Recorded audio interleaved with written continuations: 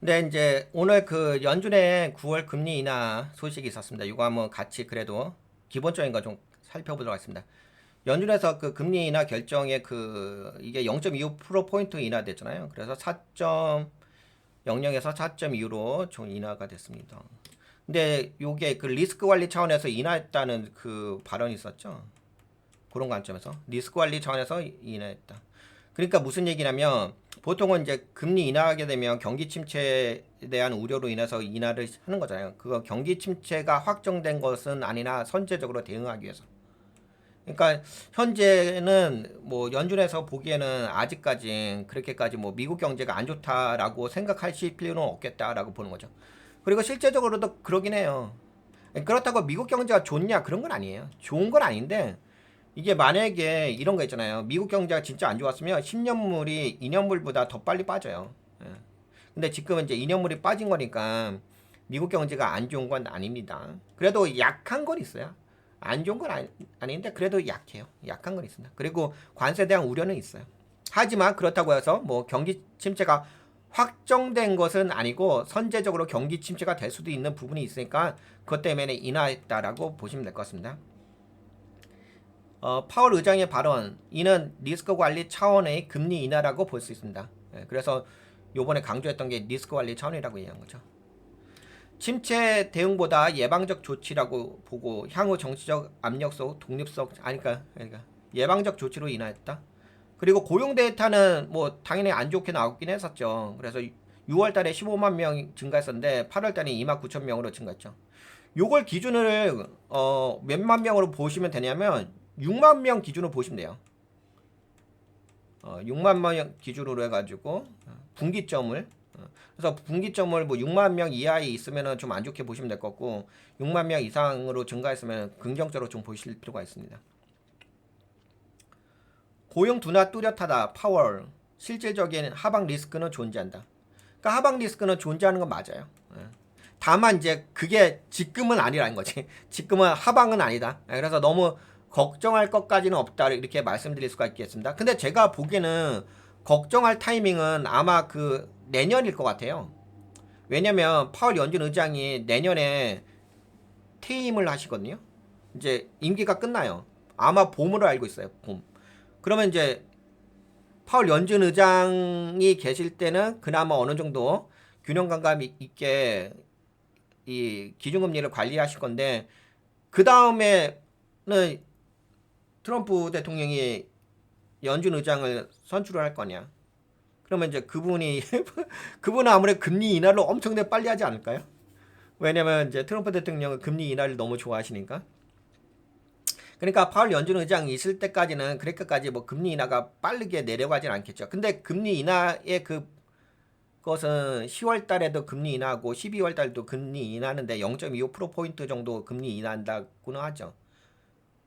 그런데 아마 그 연준 의장이 바뀌게 되면 내년 한 여름쯤에 바뀌게 되면 엄청나게 금리 인하를 빠르게 하지 않을까 싶긴 합니다. 그때 아무래도 채권 가격이 엄청나게 뛰면서 올라가긴 하겠죠. 근데 지금은 그런 건 아니고.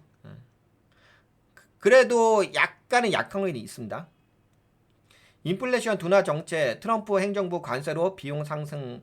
약간 그 여러분들도 아시다시피 요새 미국의 그 관세 영향으로 인해 가지고 살짝 CPI 지수가 올라가죠. 물론 그렇게까지 너무 많이 올라가는 건 아닌데 이제부터는 그동안은 이제 기업들이 관세를 올린다 하더라도 그것을 기업들이 어느 정도 수용을 했잖아요.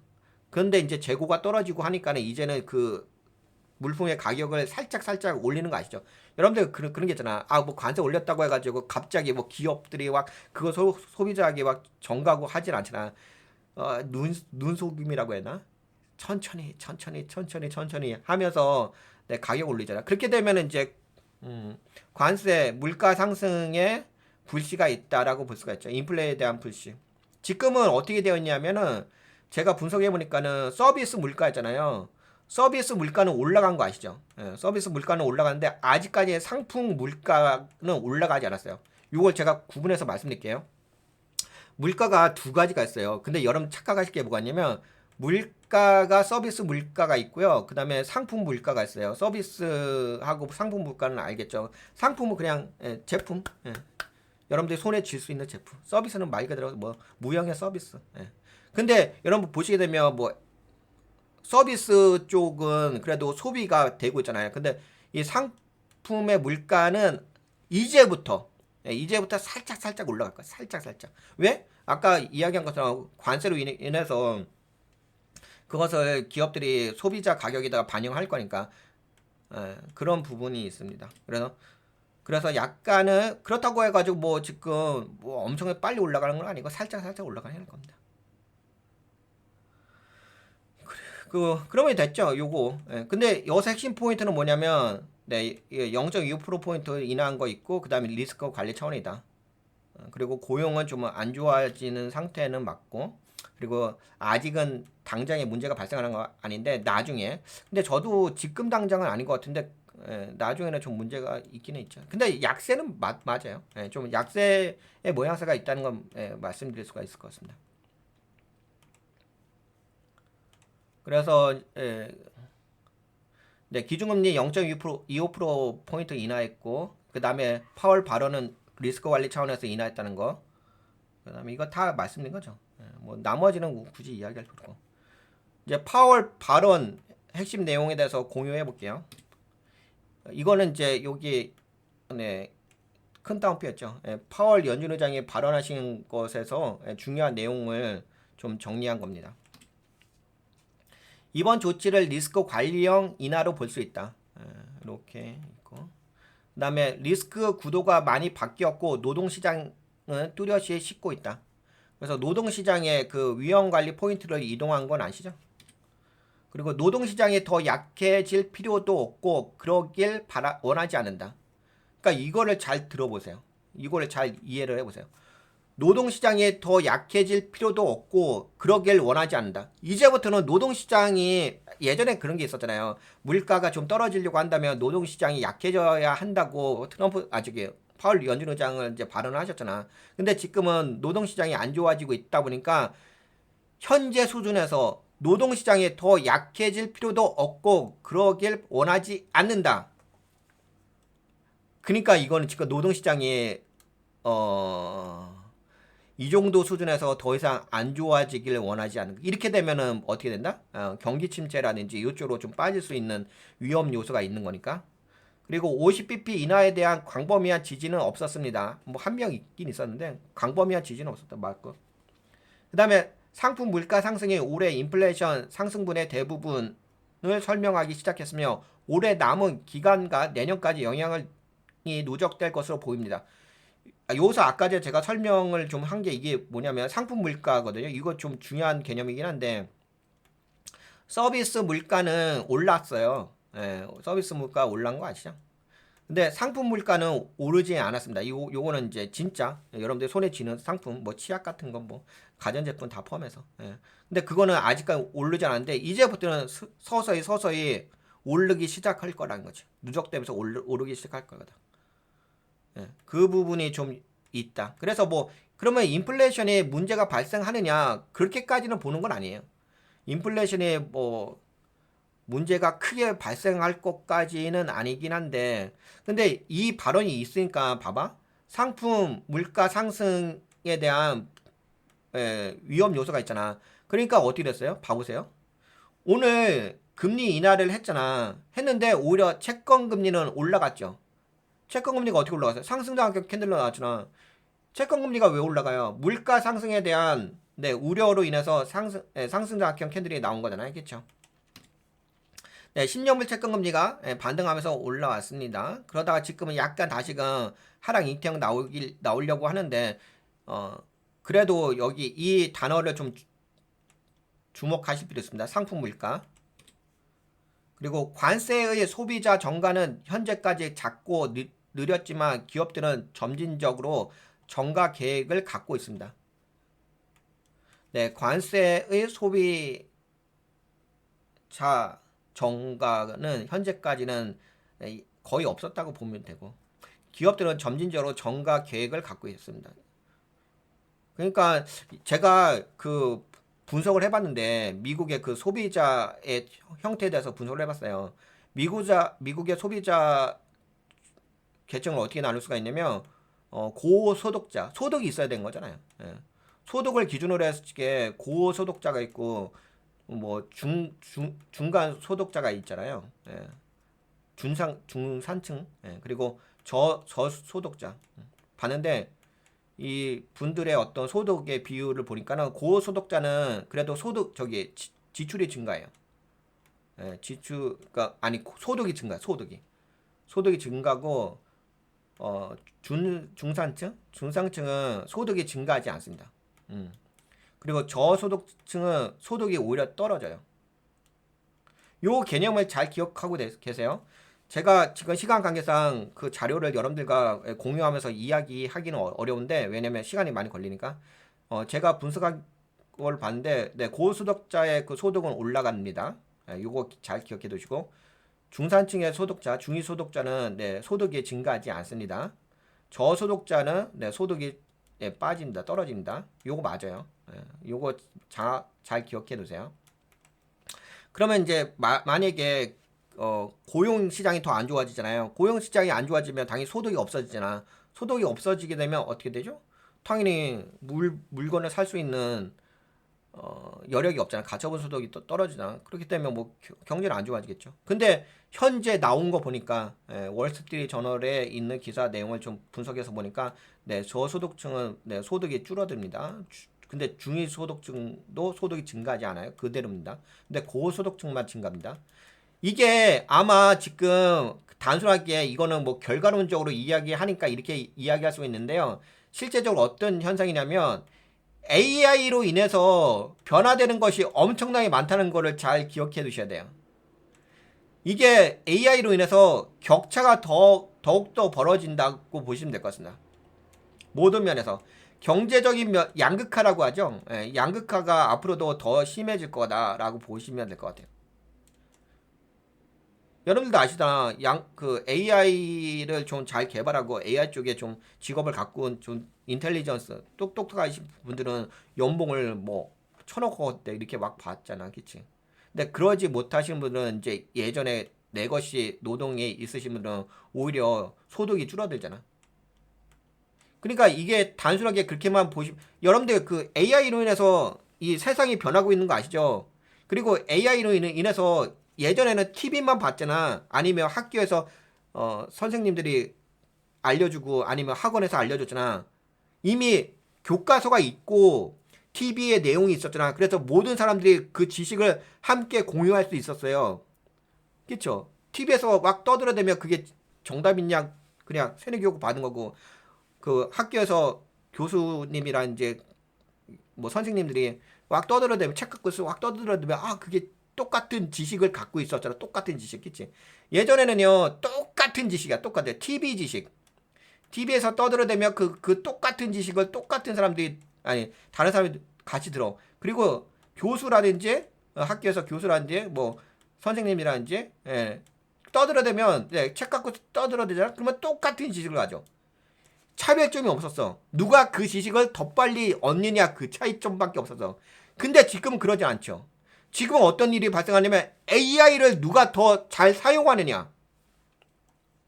지금은 GPT AI를 누가 더 잘 사용하는 능력에 따라서 AI를 잘 사용하면 남들보다 지식을 더 많은 것을 얻고 더 현명하게 판단할 수 있는 거고 AI를 잘 활용할 능력이 없으면 기존의 정보밖에 못 얻어. 어떤 정보? TV에서 떠들어대는 정보.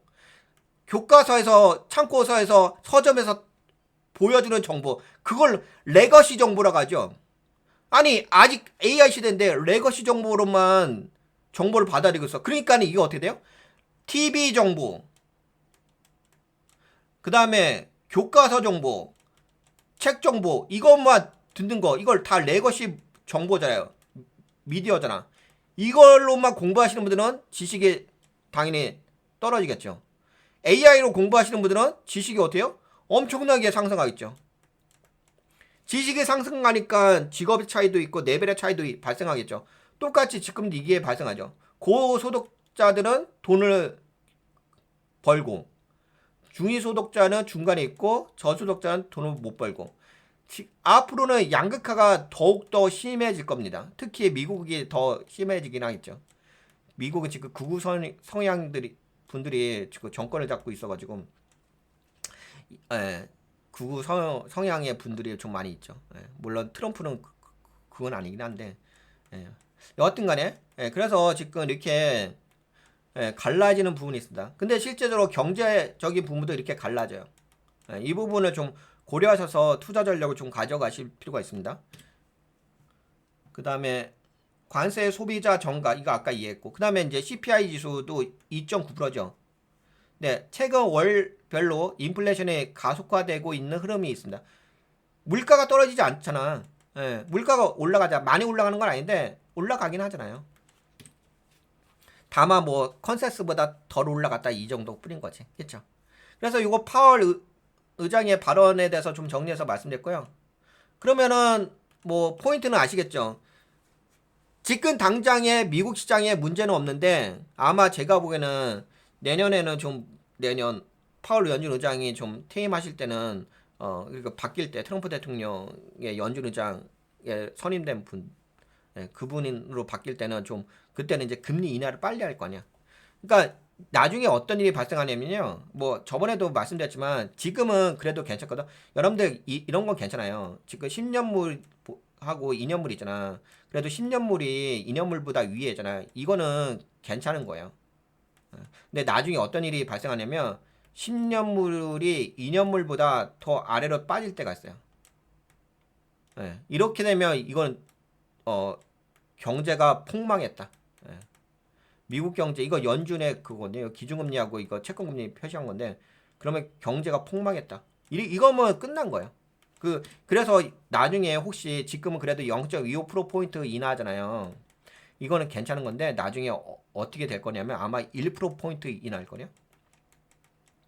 그럼 뚝뚝 떨어질 거예요. 지금은 그래도 이런 이야기 하고 있죠. 어떤 이야기 하고 있냐면 2026년에는 뭐 3점 몇 프로 될 거다 이렇게 하잖아. 아닐걸요? 아마 제가 보기에는 2026년에 3%인데 아마 더 빠질 수도 있어요. 만약 경제가 안 좋다고 한다면 지금은 0.25% 인하인데 그러지 않을 거요. 뭐 갑자기 빅컷을 해가지고 0.5%포인트 뭐 이런 식으로 툭툭툭 떨궈버릴 수도 있을 거거든요. 그래서 그거는 경제가 안 좋아지면 갑작스럽게 팍팍팍 빠진다는 거. 근데 지금은 그건 아니니까 너무 지금 현재로서는 너무 불안해 하실 필요는 없다 말씀드릴게요. 하지만 그래도 약한 고리는 있다 말씀드리고. 근데 이제 여기서 제가 이런 걸 분석하면서 뭔가 뽑아내려고 했던 부분이 뭐가 있냐면 시장의 반응은 달랐어요. 시장의 반응은 어떻게 달랐다? 미국은 인하를 했는데 보통은 이제 금리 인하하게 되면은 성장적 올라가야 되잖아요. 근데 오늘 보신 것처럼 반도체 쪽에 다 빠졌죠. 미국은. 근데 한국은 오히려 반도체 쪽이 올라갔죠. 그래서 금리 인하가 한국 시장과 미국 시장에 주는 그 관점이 좀 다릅니다. 물론 저건 있을 거예요. 아마 그 한국 시장에 지금 그나마 올라갔잖아. 그럼 오늘 그 미국 시장도 올라갈 가능성이 있어요. 어제는 오늘 새벽에는 빠졌는데 내일은 그래도 미국 시장이 올라갈 가능성이 있습니다. 약간은 그런 게 있어요. 근데 뭐 그거는 그냥 차트 파동이니까 그렇다 보고 그게 중요한 것은 아니고 그건 어차피 잔파동이니까 그건 일반적인 그 기술적 원리니까 그 정도 이야기였고. 근데 다른 건 있어. 뭐가 다르냐 하면은 연준에서 금리 인하한 것이 미국 시장과 한국 시장에서 다른 관점으로 인식을 하고 있습니다. 미국 시장은 오늘 어떻게 인식을 했냐면 왜 인하했나? 인하인 이유가 경기 둔화에 대한 우려감 그리고 고용이 악화가 될 것이라는 신호 때문에 미국 시장에서는 약간은 좀 부정적으로 인식을 한 거죠. 그런데 한국은 달라. 한국은 인하하게 되면은 오히려 유동성 보통은 그렇잖아요. 금리 인하하게 되면 유동성 자금이 더 확대될 수 있다는 거죠. 오히려 한국은 유동성이 확대될 수 있다는 수혜로 인해서 긍정적으로 반응을 했다는 거죠. 그러니까 이게 같은 금리 인하를 했어도 연준에서 금리 인하했어도 미국에서는 그걸 부정적으로 받아들인 거고 한국에서는 긍정적으로 받아들인 거죠. 원래는 금리 인하는 긍정적이에요. 원래는 금리 인하는 긍정적인데 미국은 이제 경기 둔화로 받아들인 거 고용 악화로 받아들인 거죠. 그래서 투자자 심리를 보게 되면 미국은 경기 침체 리스크의 관점으로 불안한 관점으로 좀 받아들였고 한국은 오히려 낙관적으로 받아들였죠. 낙관적 외국인 자금에 대한 유입 기대. 그러면 왜 외국인 자금이 왜 들어오나요? 라고 할 수 있는데 여러분들 그게 있잖아요. 한국은 금리 인하를 안 하고 있잖아요. 뭐 정권 바뀌고 나서 이재명 정부 들어와서 한국은 금리 인하 안 하지. 근데 연준은 금리 인하했잖아. 그러면 당연히 한국이 강세인 거지. 통화에 대한 강세가 있는 거지. 원화에 대한 강세가 있지. 만약에 요번인가요? 저번 달인가? 최근에 한국은행에서 금리 인하했다고 한다면은 한국이 강세라고 볼 수는 없지. 근데 지금은 한국은 계속 동결하고 있잖아. 최근에 한국은 동결하고 있죠. 그리고 미국은 인하했죠. 그러니까 당연히 이런 관점을 보게 되면 한국이 더 강세이지. 그러니까 만약에 한국 경제가 안 좋았으면은 인하했겠지. 물론 지금 한국 경제가 엉망인 건 맞지. 저기 윤석열 정부 때 내란을 일으켰으니까는 그걸로 인해서 나라가 마이너스로 됐다가 성장률이 마이너스 됐다가 지금은 이제 플러스로 전환되면서 더 올라가긴 했죠. 그래서 앞으로 전망도 좋아지긴 했죠. 그래서 이게 바닥을 친 부분 있지. 바닥 쳐가서 이제 앞으로 나아지는 부분은 있는데 만약에 한국 경제가 진짜 안 좋았다고 한다면은 한국은행에서도 금리 인하를 했겠지. 근데 금리 인하를 하진 않죠. 그러니까 그 얘기는 무슨 얘기냐면 한국 경제가 버틸 만큼의 성장성은 있다라고 볼 수가 있는 거지. 근데 미국은 금리 인하했잖아. 그러면 미국은 지금 고용 둔화라든지 경기 침체에 대한 우려가 있다는 거지. 그러면 생각해봐. 여러분들이 외국인이라 생각해봐. 미국에다 투자하게 해야 되겠어? 한국에 투자해야 되겠어? 당연히 한국에 투자해야 되겠지. 그러니까 한국의 자금이 외국인들의 자금이 유입될 수밖에 없는 거죠. 여러분들 최근에 뭐 여러분들 코스피 들어온 거 보시게 되면 외국인들 그 자금이 쫙쫙 들어왔지 않겠지. 그런 관점으로 보시면 될 것 같습니다. 그래서 한국 같은 금리 연준의 금리 인하했다 하더라도 한국은 긍정적으로 반응하고 있고 미국은 약간의 부정적으로 반응을 했다라고 말씀드릴 수가 있긴 하겠습니다. 그래서 요번에 금리 인하는 연준의 금리 인하는 미국에서는 침체 가능성에 대한 경고로 받아들였다. 시장에서. 그리고 한국은 금리 인하를 유동성의 기회. 원래 금리 인하는 좋은 거예요. 시장에 이제 자금 들어오는가. 그리고 정책 안정성과. 그리고 뭐 여러분들도 아시다시피 이재명 대통령이 금융시장의 시장 친화적이잖아. 주식 시장 친화적이잖아. 그런 부분도 있습니다. 여기도 있네. 이재명 정부 친시장 정책 뒷받침. 그리고 금리 동결로 신뢰성 회복된다. 여기 있죠. 정책적 환경. 그리고 연준은 정치적 압력도 있죠. 누구 바꿔라 이런 것도 있고. 그 다음에 인플레이션 병존도 있고. 그래서 미국은 이 금리 인하가 안 좋게 받아들이고 있는 거고, 연준에서 금리 인하했는데 한국은행은 금리를 최근에 계속 동결했어. 그러니까 신뢰성 확보. 그리고 이재명 정부의 친시장 정책 뒷받침. 이런 부분이 한국 시장하고 미국 시장이 지금 반응을 다르게 하고 있다라고 말씀드릴 수가 있겠고요. 그러면 지금 시장을 무조건적으로 긍정적으로만 봐야 되냐? 그렇진 않죠. 그거는 그렇게 보면 안 되고 분석은 그렇게 하는 게 아니라 나름대로 이제 현실적인 관점으로 봐야 되는데 이게 모르겠어요. 우선은 이런 건 있는 것 같아요. 어떤 부분이 있냐면은 지금 여기가 올라왔었잖아요. 근데 어제 빠졌죠. 근데 어제 빠진 거 보니까는 외국인들이 2천억을 던졌어. SK하이닉스를. 근데 그게 하락 인터넷 캔들 나왔거든. 근데 이게 지금 다시금 올라갔지. 오늘 종가 기준 봐야 될 것 같아요. 종가 기준으로 봐서 외국인들이 지속적으로 들어오고 있다고 한다면 당연히 긍정적으로 볼 수가 있겠고, 근데 만약에 여기서 종가 기준으로 해가지고 외국인들이 매도를 때리고 있다라고 한다면은 나중에 이렇게 될 수 있어요. 올라갔다가 뚝 떨어질 수 있어요. 뚝 떨어질 수 있다. 그건 좀 염두하셔야 돼요. 지금은 그래도 요거는 한 번이니까 요거는 그냥 이해할 수 있는데 만약에 오늘 종가 기준으로 해서 외국인 또 매도 때렸는데 개인이 사는데 올라갔어. 이거는 그렇게까지만 좋게는 볼 수는 없습니다. 그 얘기는 어떤 의미냐면은 외국인들은 지금 차익 실현하고 있는 거예요. 차익 실현을 시작했다. 근데 여러분들 이렇게 한 번 했다고 해서 금방 빠지진 않아요. 예. 한 번 하고 또 한 번 하고 여서 왔다 갔다 해요. 왔다 갔다 하고 이렇게 좀 많이 빼요. 충분히 뺀 다음에 그 다음에 떨어져요. 통상적으로는. 금방 빠지는 것은 걱정할 일은 아닙니다. 만약에 혹시 여서 금방 빠지잖아요. 이거는 이렇게 금방 빠지게 되면 이거는 아담 커플이라고 아담이거든요. 아담 패턴이 아담 패턴은 빠지면 다시 빨리 올라와요. 그래서 아담 패턴은 너무 걱정하지 마세요. 만약 빨리 빠진다면. 근데 그게 아니라 여기서 올라가다가 이렇게 해서 외국인들이 계속 빼는데도 불구하고 주가가 계속 올라가면 그거는 약간 그 2부 패턴이 나올 수가 있거든요. 2부 패턴 나오게 되면 그건 좀 위험할 수 있어요. 그거는 이제 천천히 빠져요. 천천히. 천천히 빠지게 되면 나중에 이게 올라와도 좀 여기가 저항대가 걸리기 때문에 좀 여기서 박박박 밀릴 거예요. 그래서 혹시나 빨리 빠진다고 한다면 그건 걱정하실 필요는 없고 지금처럼 혹시 천천히 빠지면 그건 좀 약간 위험할 수는 있습니다. 오히려. 그래서 앞으로도 계속적으로 수급을 보세요.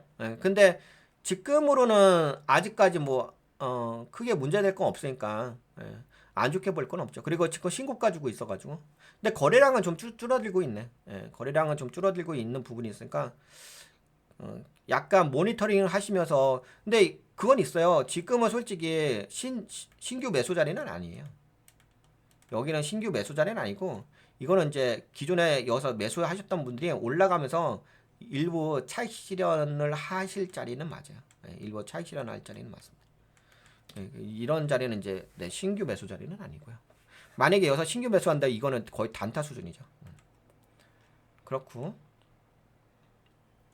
네, 여하튼 간에 뭐 지금은 뭐 올라가고 있어서 그냥 시장의 현상으로만 본다고 한다면 뭐 한국 시장은 좋다라고 말씀드릴 수가 있기는 하겠습니다.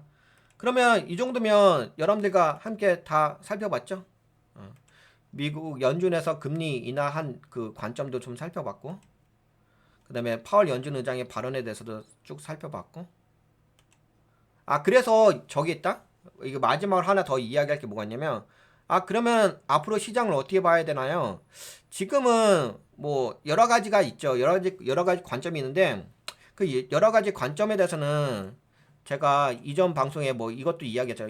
뭐 로봇 산업에 대해서 이야기해줬고 아무래도 로봇 산업은 이제 경기가 둔화되는 거니까 인력 대처하기 위해서 로봇 산업 중에서도 로봇 플랫폼 산업이 좀 필요하다. 그쪽에 그쪽에 비즈니스 모델을 갖고 있는 기업들은 좋다라고 말씀드렸죠. 거기 그런 건 괜찮아요. 그러니까 플랫폼 사업하는 회사들, 뭐 바이오 쪽도 마찬가지예요. 바이오도 플랫폼 하는 회사들, 아니면 하여튼간 플랫폼 하는 회사들은 괜찮아요. 여하튼간에 뭐 로봇 산업도 플랫폼화 하는 기업들은 괜찮습니다. 그런 회사들 좀 보면 되고. 근데 이제 그거는 이제 그때 관점인 거고 오늘 관점. 오늘은 이제 연준의 금리 인하 관점이잖아. 그러니까 오늘 여러분들한테 가치 투자 관점으로 가치 평가할 기준 잣대를 말씀드릴게요. 그 기준 잣대는 무엇이냐면은 지금은 크게 문제가 발생되는 건 아니잖아, 그치? 나중에 문제가 발생해도 그런데 지금은 문제가 안 발생하니까 현재로서는 이렇게 보시면 될 것 같아요. 어떻게 보시냐면 성장주가 그래도 올라가는 거잖아. 뭐 한국이라든지 미국은 그래도 폭락을 한 건 아니니까. 지금 성장주가 주목받는다고 보긴 봐도 되죠. 그리고 성장주라고 한다면은 뭐 대표적인 게 반도체겠죠. 반도체. 그리고 또 한 가지가 뭐가 있냐면 제약바이 쪽도 제약바이 쪽으로 성장주로 볼 수 있냐? 볼 수는 있어요. 근데 이게 약간 달라요. 제약바이오 쪽도 성장주로 볼 수 있는데 약간은 다른 개념은 있는데 이거는 반도체 쪽은 진짜 경기가 좋을 때 경기가 좋고 현재로서는 문제가 발생되고 있잖아 않잖아. 요때 의미에서 성장주로 보는 거예요. 요때 의미에서 성장주로 지금 반도체는 이게 같은 단어가 이게 두 개 산업 있잖아. 반도체 성장주, 제약바이오 성장주잖아. 이게 두 개가 있는데 둘 다 성장주긴 해. 근데 얘는 제약발주는 어떤 관점의 성장주냐면 필수 소비재 관점. 약간 경기가 둔화될 때, 경기가 둔화될 때 관점에서 성장주. 이해가 되시나요? 이게 성장주인데 둘 다 성장주라고 분류할 수 있어요. 근데 원래는 그 제약바이 쪽은 성장주라고 분류하기보다는 저기 필수 소비재 쪽, 필수 소비재 쪽이에요. 왜냐면 약이잖아. 약은 뭐 사치 소비재가 아니잖아. 그러니까 제약바이 쪽은 필수 소비재예요. 근데 필수 소비재에서도 성장주라고 볼 수 있지. 필수 소비재 성장주. 근데 얘 그 반도체 쪽은 얘는 진짜 뭐 경기가 좋아졌을 때 시장의 유동성장이 풍부할 때 그때의 성장주예요. 근데 제가 왜 갑자기 성장주를 말씀드렸냐면요. 시장에 큰 별 문제가 없다고 한다면은 이런 성장주 쪽이 주목받아요. 오늘도 마찬가지다. 여러분들 최근에 어떻게 움직이고 있냐면은 시장이 봐봐요. 여기서 왔다 갔다 하지 않아요? 여기 반도체 쪽하고 헬스케어가 서로 다르잖아. 근데 나스닥은 올라가고 있잖아. 근데 약간 나스닥이 약간 조정받을 때는 헬스케어가 올라가잖아. 조정받을 때 약간 조정받았잖아. 근데 또 나스닥이 이렇게 조정받을 때는 바이오 쪽이 올라가는 거 아시지? 그러다가 다시 또 올라가잖아 나스닥이. 그러면 다시 세미컨덕터가 올라가는 거 아시지? 그럼 다시 나스닥이 올라가다가 이렇게 조정받잖아. 그러면 이렇게 조정받으면 뭐가 올라가? 다시 헬스케어가 올라가는 거 아시지? 그러다 다시 이렇게 올라가자 나스닥이. 그러면 뭐가 또 올라가? 그러면 이거 세미컨덕터가 올라가는 거 아시죠? 뭔 말인지 아시지? 그러니까 이게 성장주 쪽에서 이렇게 이게 지수가 올라가는데 이렇게 되잖아. 이렇게 올라갈 때 이렇게 되잖아. 그럼 여기서 올라갈 때는 얘가 올라가잖아. 얘가 세미컨덕터가. 근데 여기서 올라가면서 이렇게 내려올 때는 뭐 누가 올라가? 헬스케어가 올라가잖아. 다시 올라갈 때는 반도체가 올라가고. 이거 이렇게 반대로 올라가는 거 아시죠? 그런데 이 지수가 그래도 미국 시장이 폭망한 거 아니니까는 지금 그런 건 아니니까 그래도 지수가 올라가긴 하잖아. 그치? 이런 식으로 해가지고 서로 이렇게 병존하는 형식으로 움직인다는 거 참고하시면 될 것 같고, 그 다음에 이제 마지막으로 한마디 해드릴 게 뭐가 있냐면 약간 앞으로 물가가 살짝 올라가잖아. 왜 올라가냐면 상품 물가가 올라간다고 했잖아. 아까 전에 여기서 상품 물가가 올라간다고 이야기했잖아. 연준에서. 그러면은 상품 물가가 올라가게 되면은 판매 제품 있지, 물품 제품, 뭐 옷이라든지 아니면 전자제품이라든지 이런 소비 제품 같은 거 있잖아. 거기가 약간 좀 부담이 될 수가 있어요. 그쪽이 약간은 부담이 될 수 있다. 뭐라고 해야지? 그쪽 섹터를 경기 민감주라고 하죠. 경기 민감주 쪽은 약간은 부담이 될 수 있다라고 좀 고려하실 필요가 있습니다. 근데 어차피 증시가 올라갈 때는 성장주가 올라가긴 해요. 움직이긴 합니다. 시장에서 주목받긴 합니다. 근데 만약에 증시가 올라가지 않고서 좀 빠진다, 안 좋아진다, 그러면 또 뭐 필수 소비재 주목하셔야 되겠죠. 네, 그런 걸 좀 고려하셔서 투자 전략을 가져가시면 될 것 같습니다. 여러분들과 약간 PPT 자료 4개를 봤는데, 뭐 자료는 4개지만 여러분들이 고려할 것들, 그런 정보들을 함께 공유를 해봤습니다. 네, 여기까지 이야기할까요? 연준의 금리 인하의 관점에 대해서. 네, 여기까지 말씀드리도록 하겠습니다.